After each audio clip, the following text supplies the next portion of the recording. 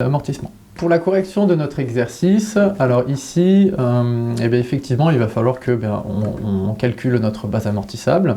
Donc on a fait l'acquisition d'un camion de 240 000 € TTC, donc dans un premier temps, il va falloir le transposer en hors taxe, donc on divise par 1,2 pour nous donner donc le hors taxe et on arrive à 200 000 €. Donc une fois qu'on a notre montant hors taxe, et bien là, il nous suffit en fait simplement de calculer la base amortissable. Mais pour avoir notre base amortissable, il faut prendre en compte la valeur résiduelle. La valeur résiduelle, il nous est dit donc qu'elle est d'un montant de 10%, d'accord, de la valeur d'acquisition, de la valeur d'acquisition hors taxe. Donc la valeur résiduelle est égale donc à 10% fois 200 000, ce qui nous donne donc 20 000 €.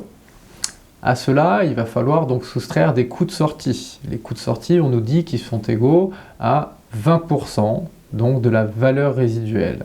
La valeur résiduelle, elle, est de 20 000 €, donc fois 20%, ce qui nous donne 4 000 € de coûts de sortie. On prend la valeur résiduelle donc de 20 000, on soustrait les coûts de sortie, donc moins 4 000, ce qui nous donne donc une valeur résiduelle finale de 16 000 €.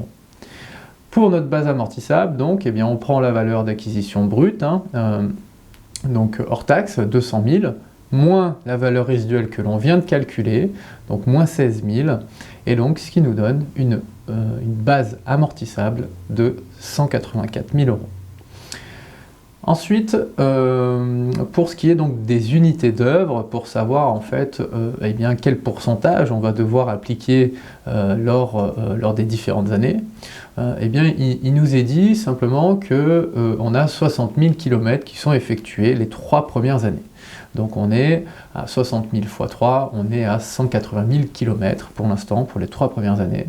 Et ensuite il nous est dit donc qu'il y aura donc 10 000 km d'effectués durant donc les 2 dernières années.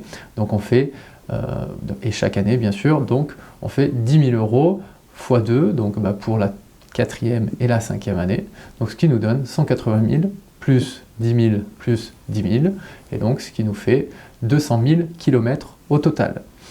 Donc pour notre première année, donc s'agissant des 60 000 km, ce que l'on fait, c'est simplement 60 000 divisé par le nombre de kilomètres total durant son utilisation, et donc 60 000 divisé par 200 000, ce qui nous donne 30%. Donc pour avoir le montant de notre amortissement de l'exercice N, il nous suffit donc de prendre notre valeur brute, 200 000, moins donc les 30% de 184 000, 30% de 184 000, ça nous donne 55 200.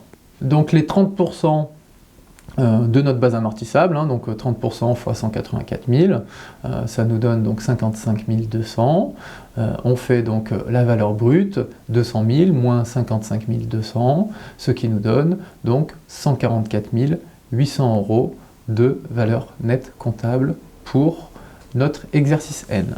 On fait exactement la même chose pour l'exercice N+1 et N+2, donc on aura exactement le même montant d'amortissement, parce on a fait exactement le même nombre de kilomètres, donc 55 200 pour l'exercice N+1 et l'exercice N+2.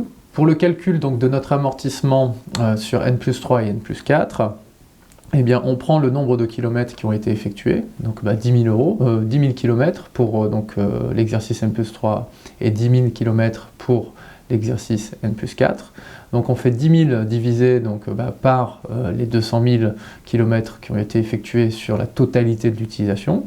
Donc ça nous donne un pourcentage de 5%. Et donc 5% fois la base amortissable, qui est 184 000, ça nous donne 9 200. Donc ça, c'est le montant d'amortissement qui est lié donc à l'exercice N+3 et à l'exercice N+4. Effectivement, donc à la suite de cela, lorsque on fait notre tableau d'amortissement, vous verrez que logiquement, on arrive sur une valeur nette comptable qui, elle, égale donc à fin N+4 à la valeur résiduelle qui est donc de 16 000 €. Écoutez, je vous remercie d'avoir suivi ce cours et puis je vous dis à très bientôt pour un nouveau.